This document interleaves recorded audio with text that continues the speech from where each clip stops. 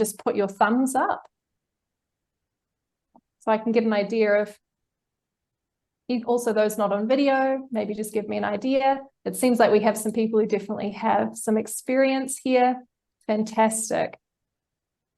So what the IDGs are doing is they're providing a framework for inner development.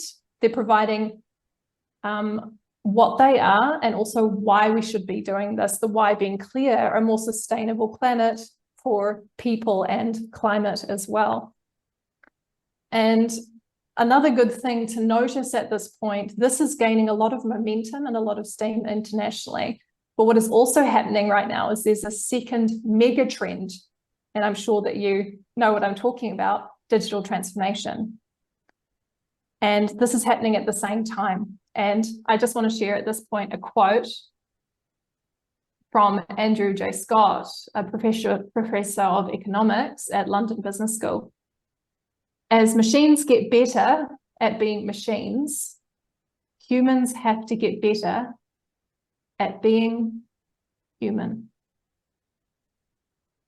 And that's something that I have seen through all of my roles, be it as a teacher, as a professional coach, working in startups. It's always coming down to the human factor. How can we bring these competencies, this learning, to, for example, education in a way that is understandable, is hopefully enjoyable, but also scalable. And that's something that we're doing at Rflect. Tom, I don't know how I am for time, just to share a sentence on that. You can still share that sentence. I can still share that sentence. Yeah. Yay. Because we will also in this panel be talking about how do we bring these communication frameworks into teaching, for example. And there are many different ways to do that. And I won't talk through all of these now. Maybe we'll talk about it a bit later. We have individual interventions, coaching, seminars, toolkits. I've got examples here that you can have a look at later. But what we're doing with Rflect is our ambition is to bring the inner development goals to universities and making it a core theme in all of the students' learning. So it's a web app, it's a technological solution that is full of features like self-reflection, self-assessment on the IDGs, and peer coaching, because learning these skills is not something that you do in a silo by yourself, it's something that you do with other people. And we're also investigating how can we assess these skills and how can we do this in education? How do we give grades to competencies? Is that even an ethical thing to do? Or are we talking about a pass-fail situation? And because I'm first, I'm going to be cheeky and allow myself to share one more thing, if that's okay. And that is a question for all of you. Go to Slido. You can use the QR code here. Have a look at the inner development goals and let us know what of these 1 to 3 skills are most important to you in your daily life or work. Now, I've got these on the Miro board as well. Hello? Yes? I don't see it. Yeah. We only see the framework still. Yeah. You see the framework? Okay, I'm going to share. Oh, I see. Never mind. Thank you for checking me. I have 2 screens, which is usually a very helpful thing, but sometimes confuses the presenter. Here we go. Thank you for helping me there. Here are the questions. You've seen the framework. Which of these skills are most important for your daily life and work when it comes to the inner development goals? Be interesting to see your answer there. You can go to slido.com or use this QR code. And I'll also put it in the chat as well, just to make sure that everybody can access this.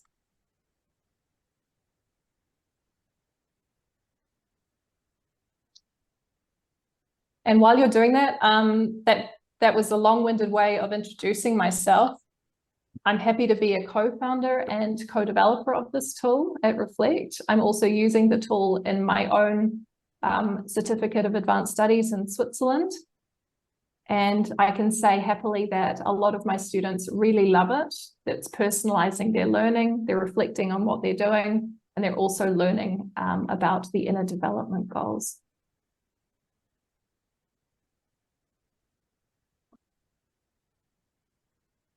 We have some people typing.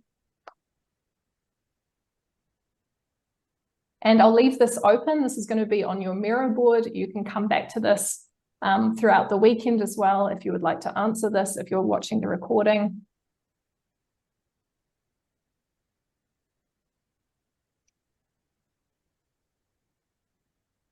And my fellow panelists would love for you to also share your answers if you feel comfortable to do so.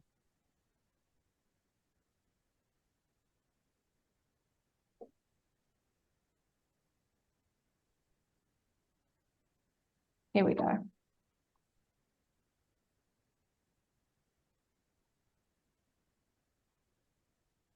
As you can see, even in a relatively small group, granted that we are from different parts of the world, we're all interested in sustainability. Interesting now to see what words are coming through. And I see that critical thinking is a big one for a lot of people here. I'll stop at that point. Thank you for engaging already with the question. Looking forward to the rest of the conversation. Okay, thank you, Ella, for introducing us to the inner development goals.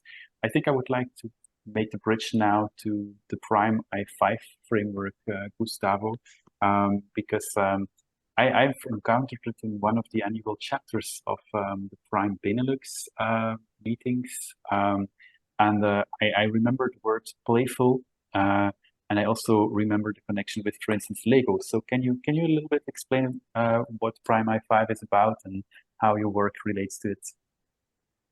Yeah, sure. Thanks, Don. Good morning, afternoon, evening, wherever you are in the world.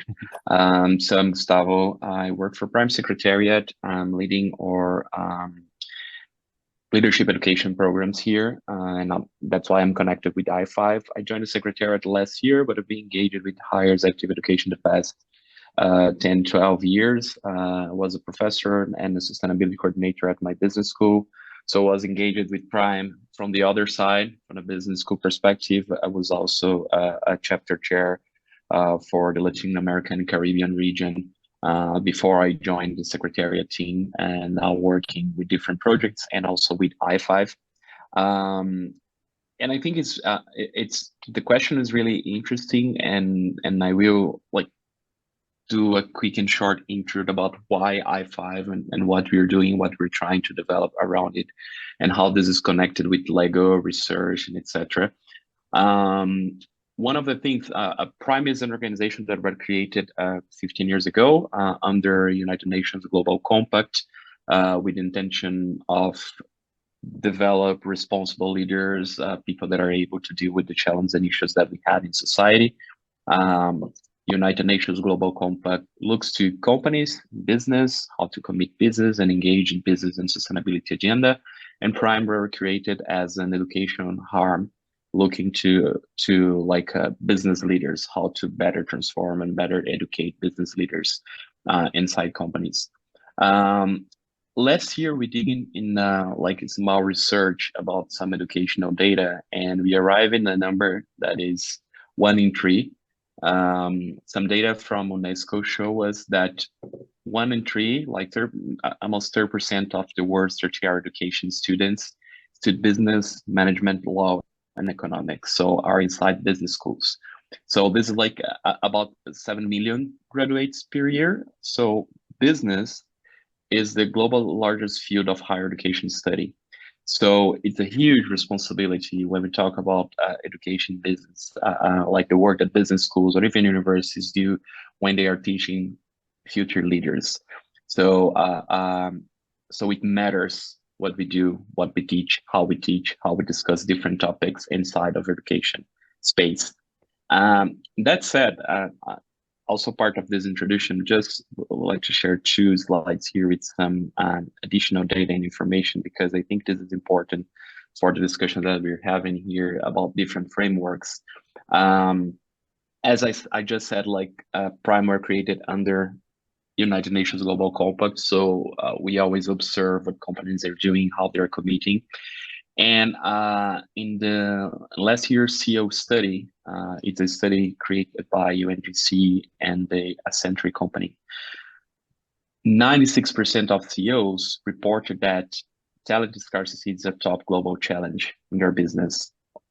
That means to deal with the issues and challenges that we have with the SDGs, all the complexity, all the challenge itself, there's a gap of skills. So workforce is not prepared to deal with that.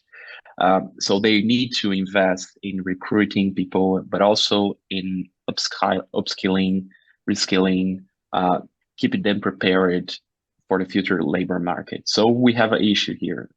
We have the SDGs, we have all the climate commitments or sustainability commitments that companies in some cases do, but they don't have people that are capable to deal with that. They report back some talent scarcity on it.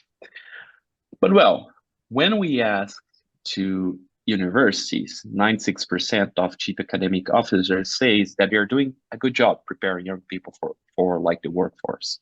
So the university says that they're good, they're doing a good job, they're doing the right thing, they're preparing students, etc. But when we do the same question for students or even business leaders, it's a bit different. So university says, well, we are doing a good job, we are preparing students, we are developing the skills that are needed to face the challenge that we have in society, so they're good for the market. But when we ask students, they say, well, not really. I don't feel that I'm that prepared to deal with the challenges and issues that I'm facing in the workspace. And even less of the business leaders share the same view on it. So there's a gap here.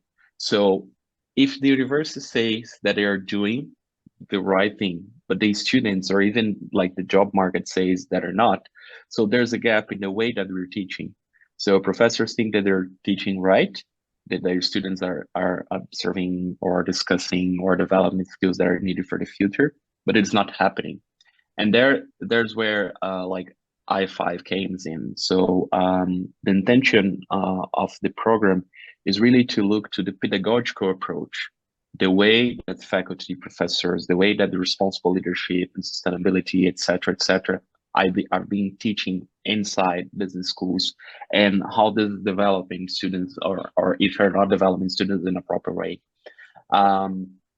So my final is like here for intro. The vision of I5 is really create and support the development of leaders, future leaders or actual leaders that are equipped with holistic skills like cognitive, emotional, social, and physical. And that's really connected with what Ella just said about inner development goals, because, well, we know the issues, we know the challenge, we know the SDGs for a while, we know all the problems that we have, and we know for a while why we just don't solve that. Like what's going on? Like what is the issue here? So what we need to change is like the mindset, the way to deal with that. And this point is important. That's why I've started talking about like the tertiary education and the business education, if you may, because when we talk about sustainability, we always talk about the next generation. Like, oh, the kids will save the planet. The kids already know what to do. They're really empathetic with sustainability issues, et cetera, et cetera. So it's a different mindset. But we need to change leaders right now. Like our students that are going to job marketing, let's say 1-2 years, or like even the business leaders that are right now in the companies dealing with that. And those skills need to be developed, because the technical skills are okay, but we already know that. We can look into books, Google it, or AI, etc. But holistic skills are really important to develop, and we understand this gap. And that's why like I5, it's from Impactful 5. It came from past studies from Lego on playful learning or more creative learning, teaching, etc. So Lego is doing this for a while, and for many years we focus on children's education. Well, when you hear playful learning, etc., it's all connected to that, and of course connected to Lego bricks and etc., etc. And the differentiation of these programs that we're bringing that for tertiary education, for leadership education, for teaching others. So bringing playful learning to develop those skills set. And that's why the Impactful 5 came from. So last year we partnered, 2 years ago, we partnered with Harvard School of Education, Project Zero, and also Solitas to develop this framework on how to better prepare professors for teaching responsible leadership, for teaching sustainability issues. So the focus here is just to transform the educators, like demonstrating that different ways of teaching the same things in some case can develop it and transform different skill sets. And that's like the I5 framework that I can present a little bit later on in the next interactions. So I'll stop here for the moment. Okay, thank you very much, Gustavo, for highlighting this gap. That's also something that companies pinpointed to us. I'm also teaching in the Faculty of Business Economics, and well, the companies, they say, yeah, there is this European Green Deal, but your students are not prepared for that. And yeah, that's a little bit a pity, I think. I think, Jeronimo, maybe I would like to give the word to you, because I think from the preparations that you made, that you also experienced a gap at some point, and I was wondering, when was it that you noticed there was a gap? Can you talk a little bit about that? Yeah, and propose 100%. yourself, of course.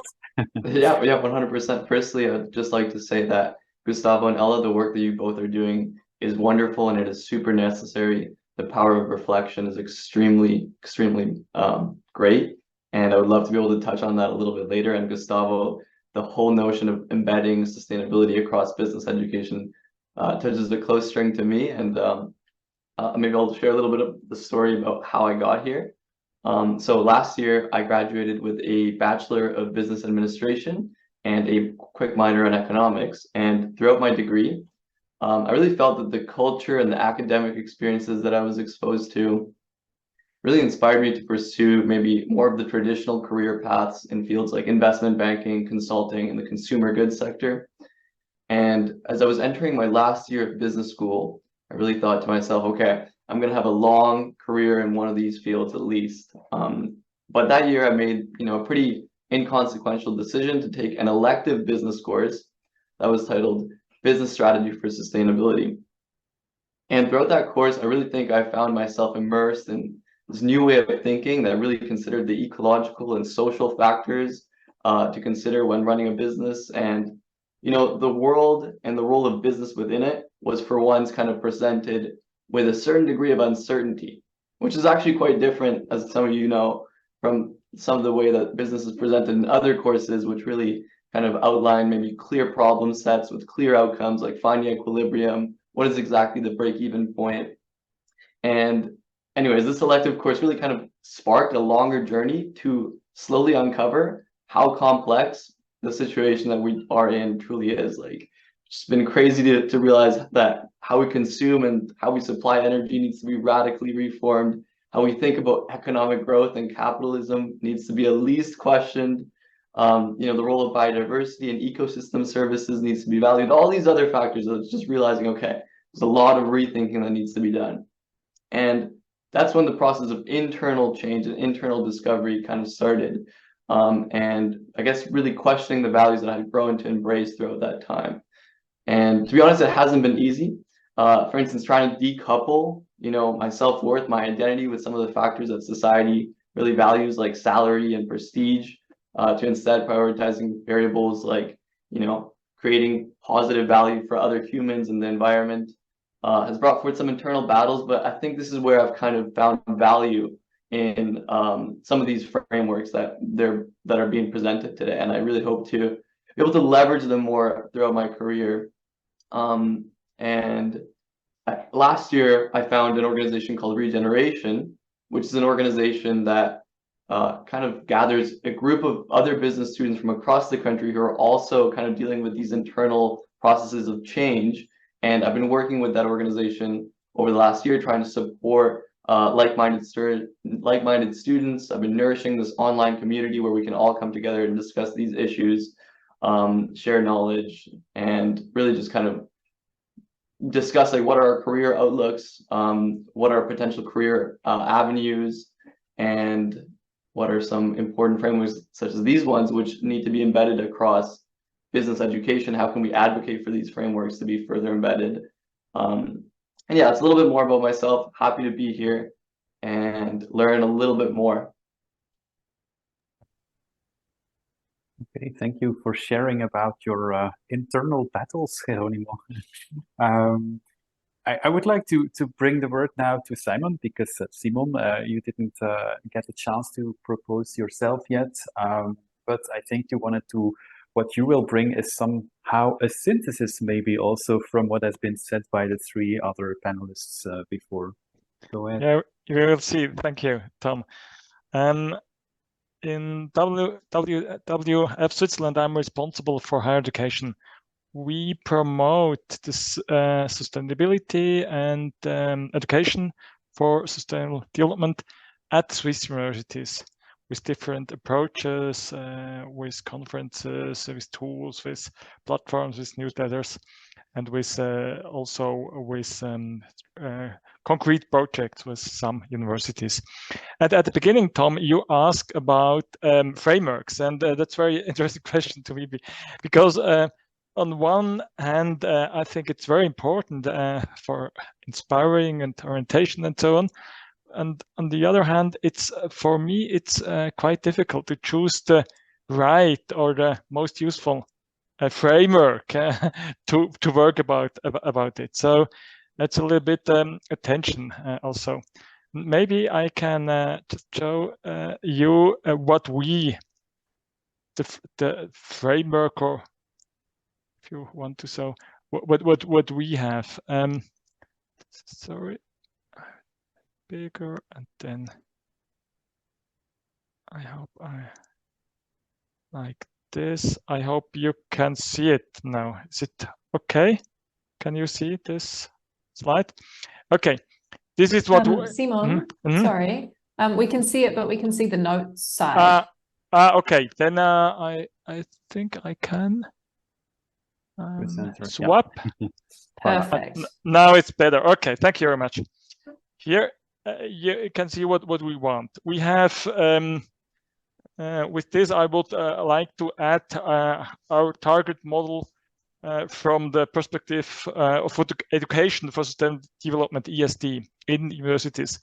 We distinguish between three target areas: the generalistic knowledge and understanding of sustainable development, that's here in blue; the discipline-specific knowledge and understanding of sustainable development in red; and in particular, the key competences for sustainable development.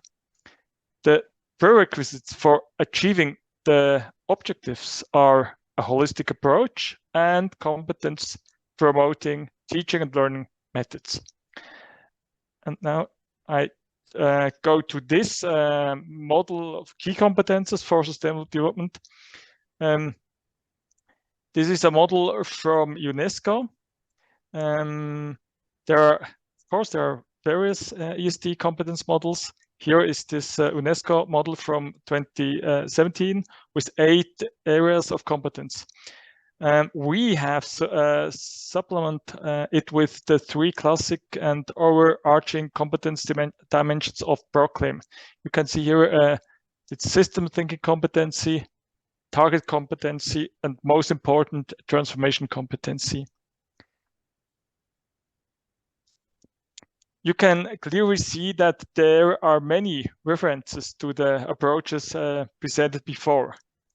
I think this normative competency, also strategic competency, then in the survey, this critical thinking is important, and also more personal, this self-awareness competence, it's also a part of it. So that's what we use. I'm not sure if it's the best, most useful but it is from UNESCO, and I think so. It's international, and it gives a little bit, authority or something like this. So I think for the moment it's Yeah. enough. Thank you, Simon. I think I also really liked what you said in the beginning when you started presenting yourself in the framework that you use at WWF, that it's difficult to choose the right framework. And that's something that I'm as a teacher also very often confronted with. Also as a teacher trainer, I sometimes want to share these frameworks with my students, and I don't know, which is the best one. You cannot share them all because less is more sometimes in education. So and it also reminds me of something you said, Ella. You said like, well, the IDGs are a kind of common language that we want to provide, so that we synthesize somehow existing frameworks. But that's also something that the European Commission, for instance, claims to do with their Green Comp sustainability framework. They developed the Green Competence Framework. So if I would ask you to now you've listened to each other, how you compare the frameworks that have been presented here, what are the differences? What are the overlaps between the frameworks you bring, but maybe also with Green Comp or other frameworks? Can you pinpoint that?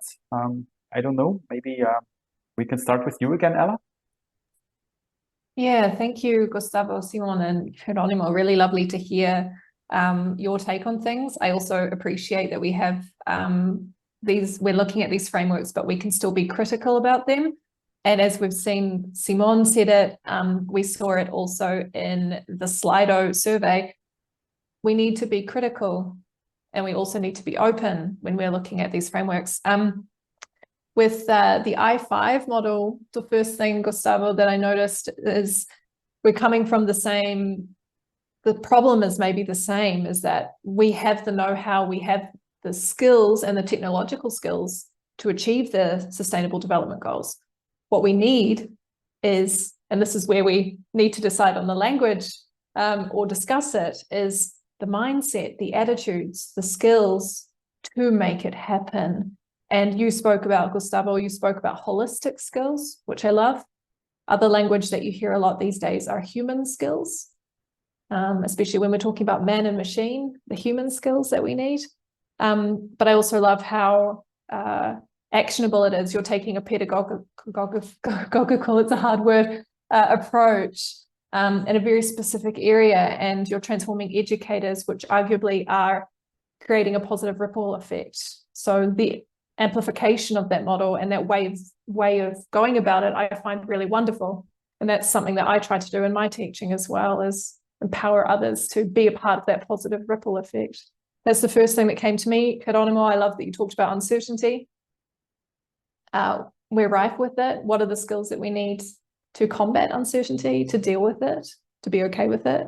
And Simon, what I really loved about yours is we saw with the IDGs and what you shared as well, there are a lot of similarities, and self-awareness being one of the big ones too. So I loved seeing the synergies, but I also recognize where they're different and where they also complement each other.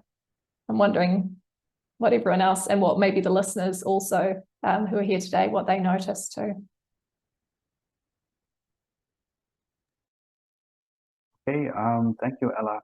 Gustavo or Simon, Jeronimo, anyone of you would like to react first? Yeah, I can add a little bit, and it's more under a comment. It's really interesting to see the approach of the presentations, and it's really important, I guess, because as I said, for many years we've been discussing like the challenge that we have in society, like the social programs, economic programs, etc., environmental issues for a while that we have, and then we came with the SDGs, etc. We had a lot of scientific publications talking about the issues and the problem. And what I really like here from all the presentations and what we hear, it's because we're talking about human, like our role on it, like how to take some action on it, how can we transform, let's say, ourselves to deal with that. And this is fundamental and is really different on what we've been seeing the past few years. Because we always say, well, the issue is there, but why we're not solving? Like why we're not solving the issue, why we're not solving the problems, etc. And we've been teaching about this for many years. We talk about climate change for many years. We talk about societal issues for many years, and still happening. So I think the topic of this panel and all the discussion is really important on it. So it's more a comment, my perspective, and how important is the topic, and how innovative is this kind of discussion.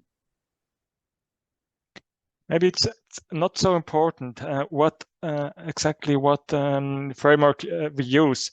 I think very much more important is to really integrate it in a very central place in the curriculum. What I can see is at some universities, they make their study degrees, maybe hardcore business education, and then in one module there came inner development goals or what else. And I think that's not what we use. And as a little add-on, that's not useful. So I think the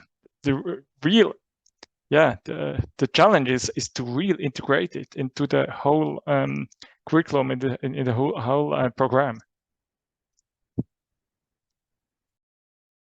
Okay, thank you, Simon. Jeronimo, do you want to react, or do I move on? Well, yeah, no, I'd just like to, I guess, echo what Simone just stated. It's so critically important to have sustainability holistically integrated throughout all the mandatory components of a business degree and all other degrees. We recently just conducted a survey asking around 750 business students to what extent they felt sustainability was integrated throughout their common core. And if you guys can quickly see the results right here, like the majority really feel that sustainability was not integrated throughout their common core.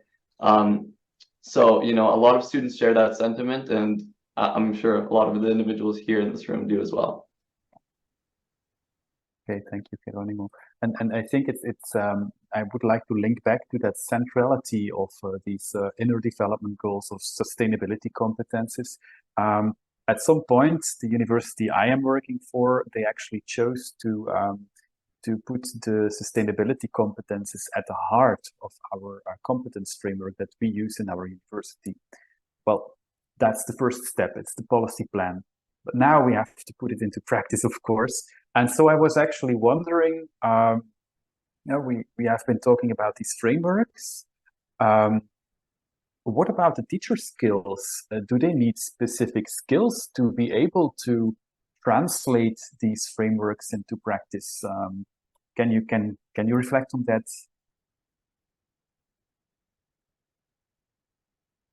Maybe Simon, you can go first. Sorry, thank you. Yes, I think that I need the first. I think it's another role understanding. If you teach really in the sense of ESD, education for sustainable development, then it's really a learner-centered approach. And so you are then not the expert and the big professor. You are the coach, and you learn too, of course. For me, the ideal situation is a triangle between the faculty, academic people, students, and partners from outside university. That means really this transdisciplinary approach also on the same level and really in interaction, and all can learn from each other. That is, for example, in the approach of service learning, is very important to learn like this. And then you can use different frameworks. It's not so important, but I think then you can really develop competences and of all these participants. Okay, thank you for bringing us back to the central theme of this conference, like this learner-driven mindset. So that's an important skill of a teacher, I think. Is there anything you would like to add, Gustavo? Because you have been working on this pedagogical approach mainly. Can you reflect on that from that perspective? Towards Yeah, skills? yeah. Let me just share another screen here that demonstrate the framework itself and some actions related to it. Because I think the challenge that we have on the I5 is really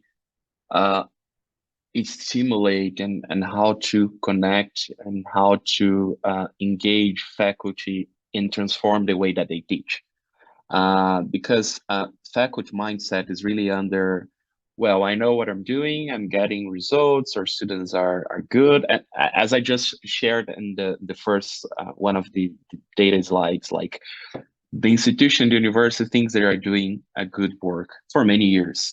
So our main challenge is really the invitation to faculty to change, because we also know that faculty professors are really busy because they need to do research, they have administrative things to do, and et cetera, and we're now saying, okay, but you also need to change the way that you teach.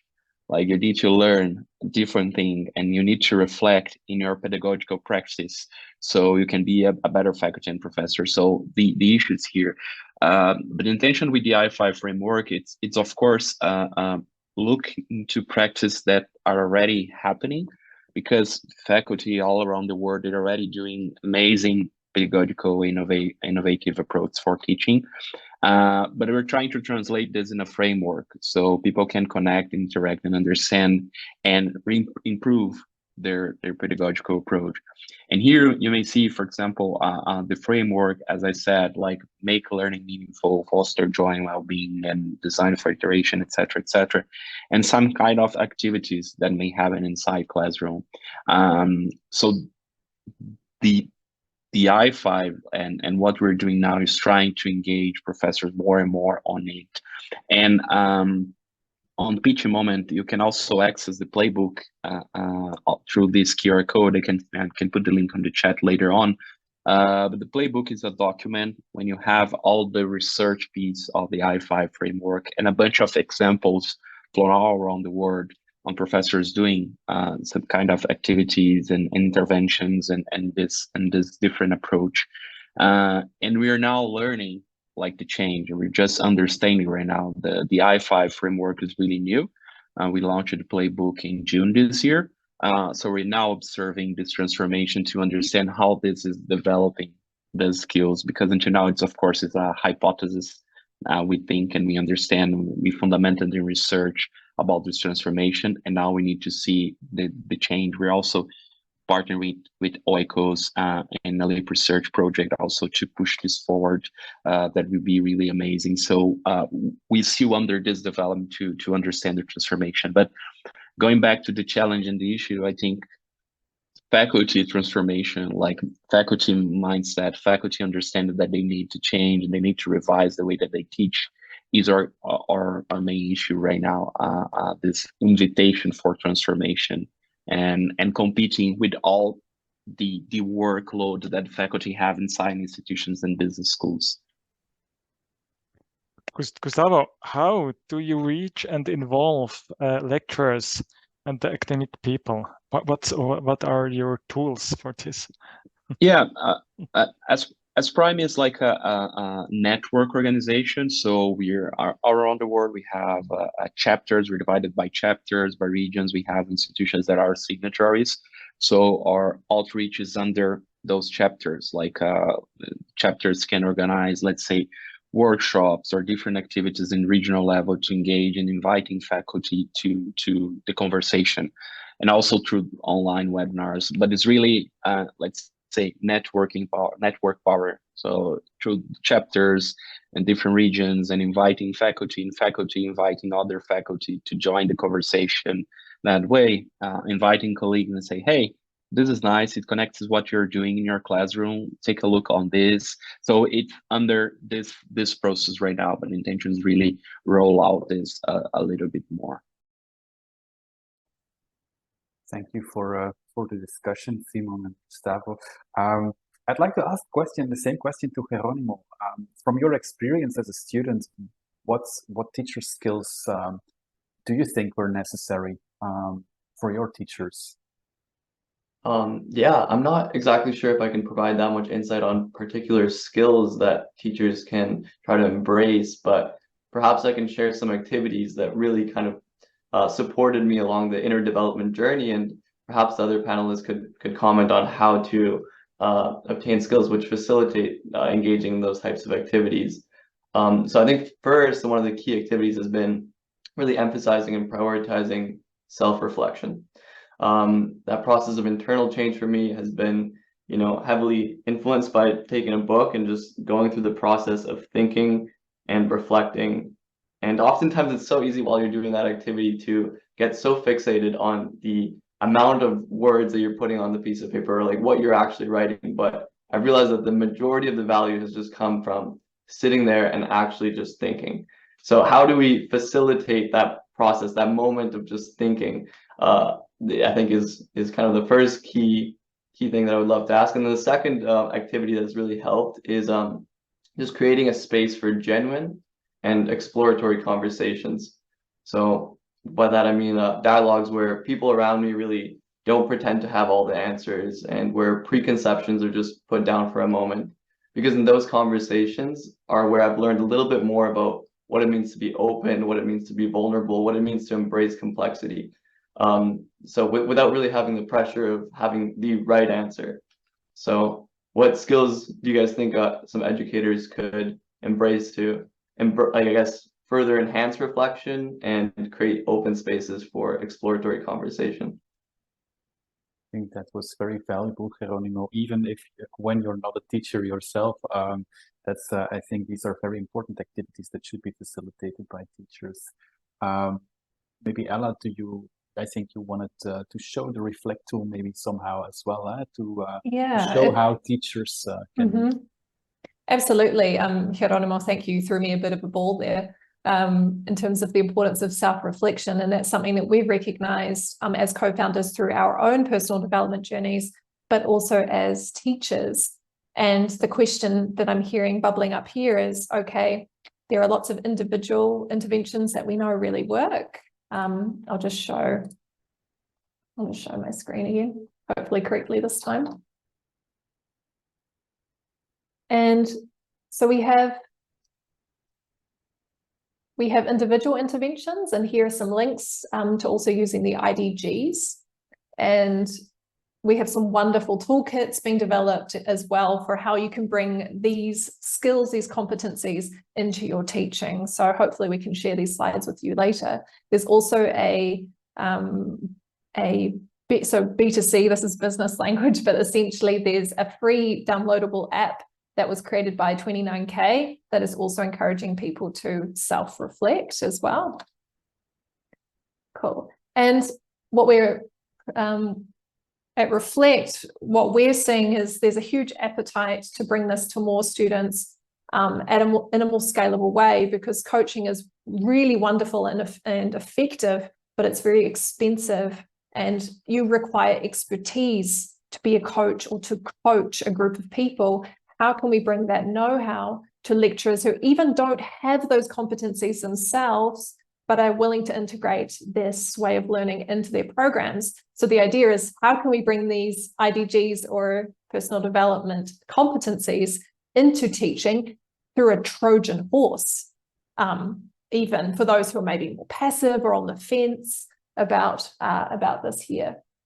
And so I'd like to share at this point a demo of Rflect, really, really briefly, high level, just to give you a little insight into what this looks like. And you can imagine for yourselves how that might work if you're in teaching, or even as a student, what that would be like using it yourself. So what you can see here, it's very clean, very simple, very intuitive. This is my dashboard in Rflect as a lecturer. So I have a group of students and I want to feed in reflection into their 6-month program, their bachelor's, maybe even just a module of one. the vision is that this can be integrated in Certificate of Advanced Studies, shorter leadership programs, but also bachelor's and master's degrees. So what we have here is we have a self-assessment based on the different 5 dimensions that students can fill out themselves. How confident do they feel with their ability to deal with stress? How much is sustainability part of their core values in life? What's important to them? And what are their own personal learning goals for the course that they're in? And we have essentially a catalog of self-reflection questions. For example, getting started at the beginning of a program. Hey, what are you most excited about? What are you concerned about? What are your personal learning goals for this particular program that you're in? And as you can see, you can edit this for any content. This could be in a business-related program or indeed in a sustainability program as well. And you can add self-reflection questions like these. You can also add peer coaching, because reflection can also be social. And we've seen wonderful feedback coming back from the peer coaching, because students get to learn coaching as a skill, learn deep listening, reflecting back, and knowing that they don't have to have the solutions for their peers, but really just to be there. So they're learning these skills at a much earlier age than I got to learn these skills. I got till 27 until I got to learn anything about coaching. So we're feeding this in as well. And I just want to show you, this is my course. We're currently using Rflect. This is in Switzerland. And for me as a teacher, the cool thing is I can see, how strong do my students feel in these different competencies? Where might I want to, where might I support them better? For example, under social skills, how confident do you feel with your ability to treat yourself with compassion and respect? Emotional maturity, how confident are you in your ability to deal with conflict? We see that there's potential here. So when I get this information as a lecturer, I can even integrate some more support in that direction and conflict management, for example, into my course. And the last thing that I'll show is that if we're talking about grading and assessment, I have made Rflect part of the grading process in my program. It is currently pass-fail. And so I ask my students to complete 80% of the reflections in Rflect. They do this over 6 months. And as you can see, when I make it mandatory, the motivation is pretty high for them to actually do this. We're working on other ways to assess, for example, peer. So we have the self-assessment, peer assessment. We are looking into how we might do this ethically with an AI solution, and of course, the lecturer as well. So the idea is that with this tool, any lecturer of any program could essentially get this and add it to their already existing curriculum. And if they need more input, they can get it directly from us. But for those of you, for example, in this room who are already really well versed with sustainability and with inner development, this would be, I think, quite an interesting playground for you to bring in your own knowledge and your own exercises as well. So I think it helps just to get a visual of what you can expect with the tool. Okay, thank you for sure. Yeah. Thank you so much for letting me do that. It's always fun to share it and to use it as a teacher. Thank you so much. Thank you for sharing that, Ella. Indeed, it shows how it can work as a self-assessment tool. Based on discussions we had before, you were referring to AI. So I was wondering about what function AI can play in this assessment procedure. And maybe another dimension that I would like to tap upon is how much room is there for the student to add things to it? Because these questions have been prepared by you or by the teachers. How much room is there for students, really student-driven assessment, not only by filling out the questions? So these two dimensions, like what is the role of AI? Can you explain a little bit on that? And how much room is there for students to have more control? Yeah, wonderful questions. And these are questions that our partners, our university partners, really care about. How can we bring in AI in an ethical way? Because the thing about AI is, sure, we can use it legally, but should we use it? And so we haven't answered that question for ourselves fully yet. One area where we see we can very quickly use the support of generative AI is for lecturers to put in their theme or their module, and based off that, receive 20 reflection questions. You know, we can imagine the generation of content on the teacher side being much easier. Summarizing of reflections so that lecturers can feed back, okay, guys, these are the key points that you came up to. What do you think about this? So that's something that we're currently looking at, but we haven't integrated yet. Again, we want to be really mindful about how we do this and if it's the right way to do it, not just to do it because everyone wants to right now. Your other point, I just need to remind myself of what that is. Yes, how can we make this more of a co-creative process? And so what we're seeing is there's a real desire for the students to be able to share their reflections with each other and to even set their own reflection questions. And another thing that we've added is we've added an actions module so students can reflect and they're like, I really want to do something about this reflection, because reflection is not reflection without an action. It's just thinking. So we need to actually integrate that into a conscious action. So we now have, you can't see that from this dashboard, but students can create actions and receive daily reminders for them too.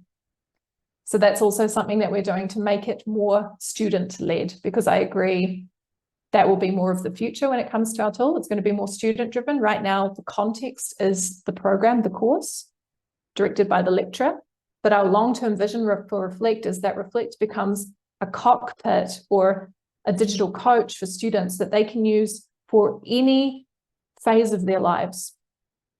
So let's say it could become the LinkedIn for personal development. This is our long-term goal, is that people could use Rflect when they're starting a new job, reflect on what's going on there, when they have kids and they want to reflect around that. So this is the bigger vision for Rflect, that it will become more user-led. But we're not there yet. We're starting with our Trojan horse in education and excited to see where it goes from there. Thank you. It's also very nice to see that the actions are not necessarily defined by the teachers, but the students can have something to say about it. I think that's really important. Does that resonate with the other panelists? I am wondering, Gustavo, Simon, Jeronimo, how do you feel about assessing these kind of skills in higher education? Do you want to share something about that? Yeah, in our case with i5, at the same time that we started building the i5 playbook, we started to reflect on how to assess the transformation and how to look into it.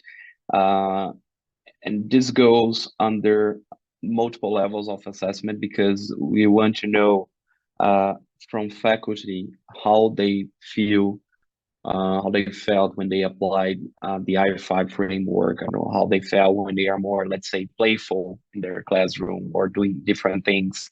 Understanding this transformation, the faculty level, for us is important. Of course, in some cases, it's also interesting to assess how the framework has been applied and etc. But the student piece, on the other hand, is also important. Like if they are being impacted by and how they feel this intervention, if they see some transformation and etc. So the assessment piece for i5 goes in multiple ways, in different levels for it. So faculty level, understanding faculty transformation, but also student level, how they are feeling, how they are impacted by some i5 intervention in this process.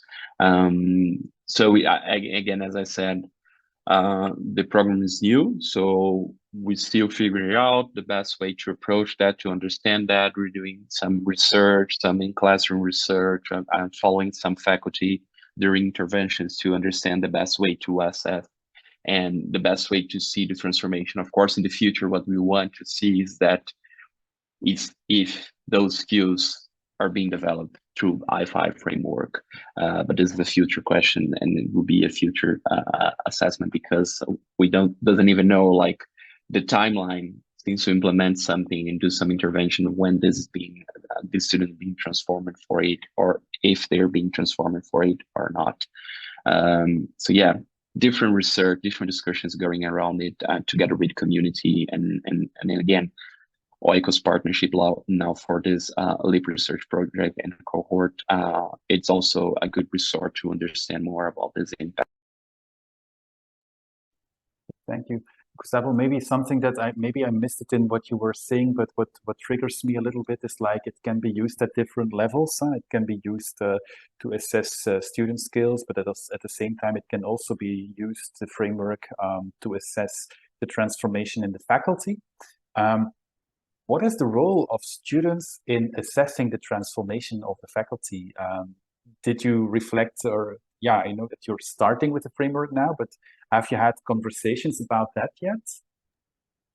Yeah, when I talk about the faculty assessment, is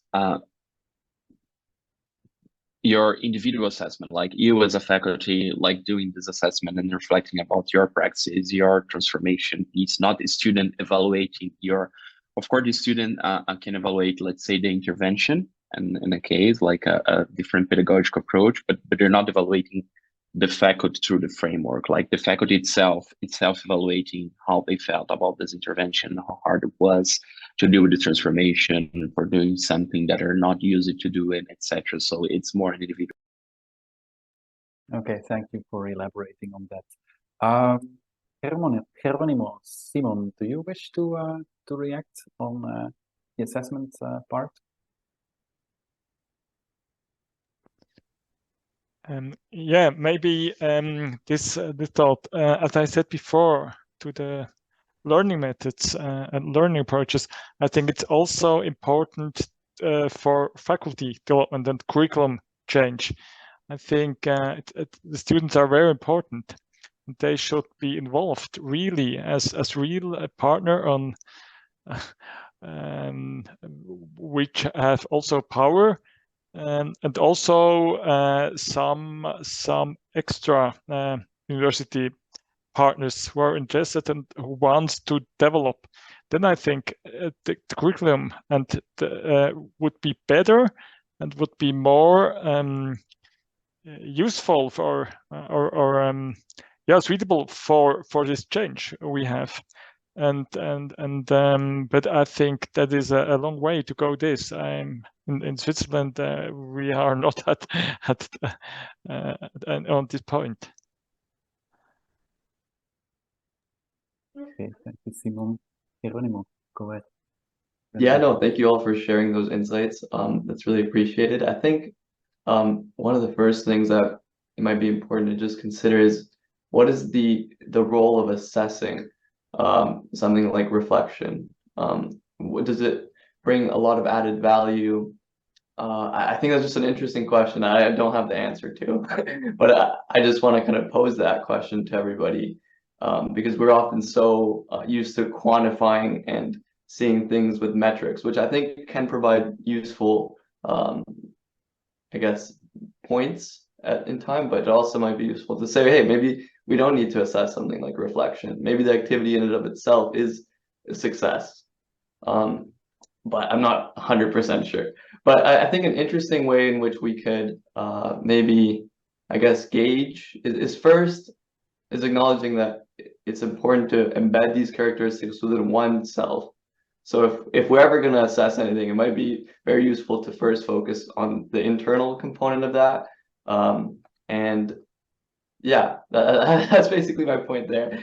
In addition to that, I wanted to talk about the importance of maybe building on some of these skills through outdoor learning. I'm not sure like how many of you have the capacity to engage in outdoor learning activities, but I feel that through those activities, you really get to see some of the characteristics that we're talking about today, or really get to maybe develop some of them as it relates to openness, as it relates to self-awareness, as it relates to complexity, because with nature, there's so many of these variables that are just embedded within it.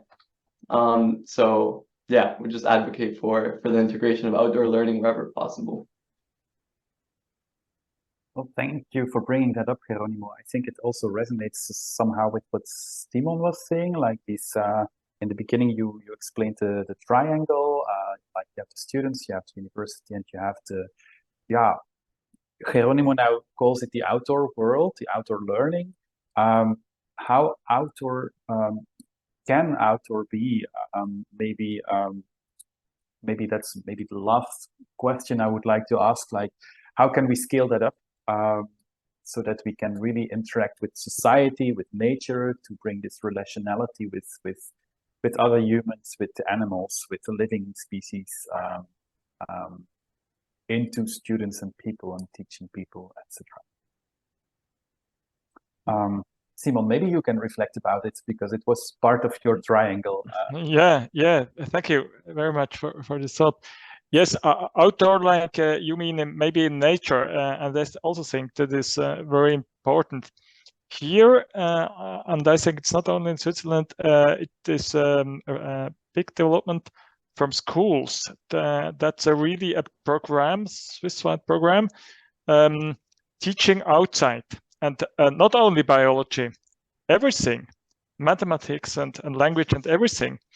And that's very interesting because there are a lot of good skills you can develop there, as you said.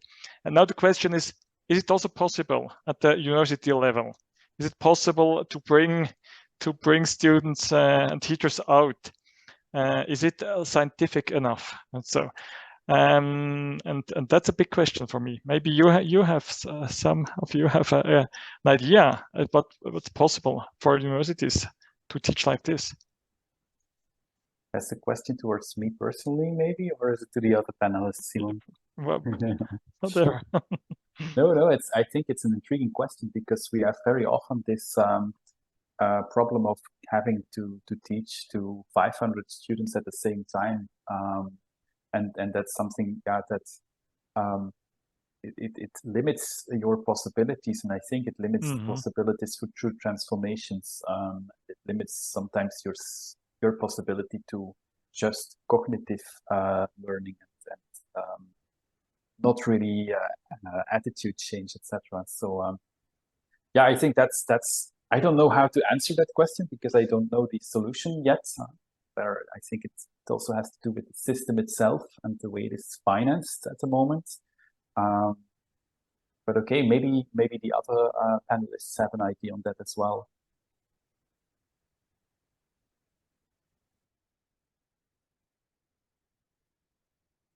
If not, that's maybe a question that we can take along with us for the next higher education summit, or maybe for tomorrow for the leadership session. Because I see it's 5:10, and so unfortunately we have to close this session. It was really intriguing to get to know all these frameworks. I don't know whether someone wants to ask from the audience a final question. I don't see questions in the chat at the moment. I'm scrolling through it. No. Well, maybe Jeronimo, you gave me an idea to close this session because you were talking about the purpose of assessment and the internal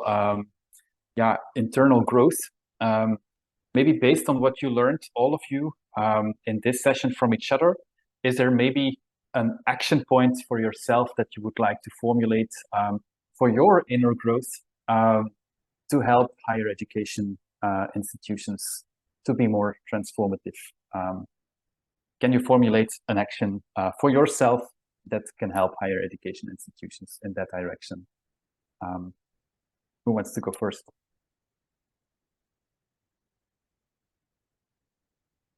Okay, I see that Daria also had a question. So maybe we can go to Daria's question first so that you can think of that final question to you. Daria, please. I'm not sure if mine is easier, but I'm just curious. Something that Jeronimo brought up and Simone tackled a little bit through also this triangle when it comes to outdoor learning, which I also relate very much to experiential learning. I'm curious, as people who are also sitting within the system in different roles. So Gustavo mentioned that he was a lecturer or a facilitator before. Now he's working something else. Ella, very similarly, Jeronimo is a student, but also sitting in different roles. Simone as well, from a different perspective. How could you, within your role, encourage institutions to move towards this experiential or outdoor learning? Because something that I, for example, witnessed in the last couple of weeks, I was invited to be a judge for Financial Times Responsible Business Education Awards, actually for responsible business schools. And one of the main questions or the main criteria for actually judging the holistic approach of the responsibility of a business school and their efforts in the multidimensional context throughout the last 3 years was how they actually interact with the outdoor learning beyond academia. And something that I saw that was very challenging for many schools, and they didn't unfortunately add a lot of examples. So I'm curious, how could you, within your role, actually encourage and empower and shift this mindset on an institutional level, potentially? I hope the question is clear. And I know it's not an easy one, but I'm just curious. Well, maybe we can synthesize both our questions into one then, Daria, because I think that's a very nice question that can close this session. Yes. Maybe I can start with the first little answer. I think what helps is to encourage lecturers is to have good examples from other universities or other colleagues. Then people and lecturers encourage themselves and think, oh yeah, maybe I could also do so. That's much more better than when I came from outside and say you have to do this and this. So good examples. I think that's very helpful. Thank you, Simon. Yeah, I think one of the multiple answers to that, like when we talk, for example, about the playbook and the building of a community of practices, really getting different people all around the world sharing what you're doing, and then you can get inspiration, learn from each other, etc. So this is one thing. The second thing, when we talk about experiential learning, and of course, going outside and connect with the nature, it's important because, well, it's something that we lost as humanity. So it brings students to feel and to be sensitive to a cause and an issue that is really important. But also my perspective, I think it goes beyond just nature. It's putting our students to interact and to feel, to be empathetic with different issues related to sustainability, not just, of course, nature is important, but also societal issues and diversity issues, etc. And this, like being from a global community as Prime, for example, we see students, let's say from Europe, interact with students from India or even in Brazil, like understanding multiple issues and getting this sense of the challenge and the problems that other societies, other regions have and on it. So this is part of the experimental learning process. But I think faculty engagement is important, as I said, like sensitize faculty to do the change and to transform. But I think the issues is really bigger than that, because we need to rethink all the institution, university ecosystem. That means not just faculty itself, but like the way that university institutions are being accredited, the way that they're ranked, the way that they're being evaluated, etc. Because we have a pressure from students. If students want that, students want to be connected with the nature, with social issues, etc., etc. But like the institution ecosystem is not ready yet, are not doing the change yet. So this is also tricky, because despite faculty being engaged to transform, students want this kind of issue, but like the ecosystem that is evaluating or ranking, the university is not ready for that yet, or is not considering this as part of the evaluation. That's why, and it's nice that you mentioned Financial Times, Darja, because I think they're pushing this change. Like this recognition now, it's new and it is really important because incentivize universities to do some change, because in the end, we need rankings, we need accreditations, we need etc. because this is how it is. So I think the ecosystem transformation is really important, and this is one of the things, and answering your questions on in a personal level, but also as an organizational level, to push this advocacy, to talk with different stakeholders on the ecosystem, to reflect on the importance of this change, like the need to change the way that we teach, the way that we educate, and this ecosystem needs to change too. So I think the ecosystem approach is also relevant. Thank you for bringing that up, Gustavo, for that it's not only in nature, the experience, that it's the full ecosystem, and that's also the understanding of the full ecosystem. Well, Ella or Jeronimo, who would like to have the last word? No, you get both the last word, but who would like to have the last word first? I'm happy to keep it brief. I'll keep it on the personal level because I'm also in charge of a program at one of the Zurich universities. We have an impact module, and it hurt me a little bit that we were stuck in a classroom for the whole module. And I'm very inspired, and Simon, I'll talk with you later, maybe you have some good ideas where we could actually host that module elsewhere so that they feel inspired by nature, not just talking about it in a classroom setting. I'm gonna take this forward for me. And the other thing is, if you're using online tools like Rflect, for example, use them to get students offline. Use it to encourage them to go out into nature, to go out and talk to different people. There are ways to do this, setting challenges, setting actions, etc. So that yes, they're being inspired by something that's happening online, but it's encouraging them to bring it into their everyday life, which is so much more multidimensional. That's something that I would say as well, just to keep it nice and short. And to finish, my question to everyone listening, just to go home with, I know you don't have to answer it now, is what's 1% change that you want to bring into your own life? Because it starts with small things, not the big things. What's your 1% change? That's all I'm going to leave in the air as Jeronimo shares his insights as well. Thank you so much for sharing, Ella.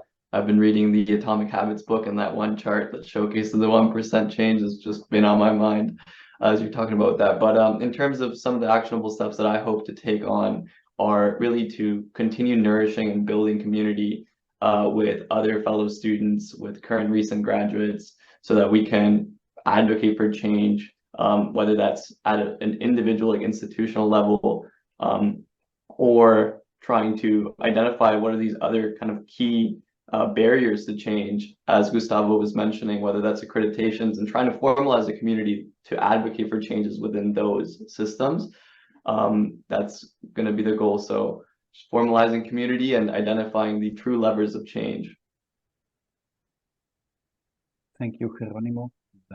Thank you, all four of you. Maybe it would be also honest from my side to also share what I would take as an action point. And I think that I'm very often in this kind of community where we are like-minded, and it's very easy for me then to say we have to change this, we have to change this. But I take home with me that I will connect this community, this ecosystem here in the Higher Education Summit with my other ecosystem, and that's the two universities that I'm working for. And I'll try to make sure that there's at least 1% of colleagues, but I hope more, that I can somehow infect with what I've learned here today. Well, I would like to close this session, and I would like to thank all the four of you for each of your contributions and frameworks that you brought with you from different perspectives, from inner development, from pedagogical approaches, the holistic perspective, but also a reflection on the student's perspective. So thank you very much. And let's hope that we do not lose touch and get connected in the future as well. And to everyone in the room, I think I would like to say that we have a break now.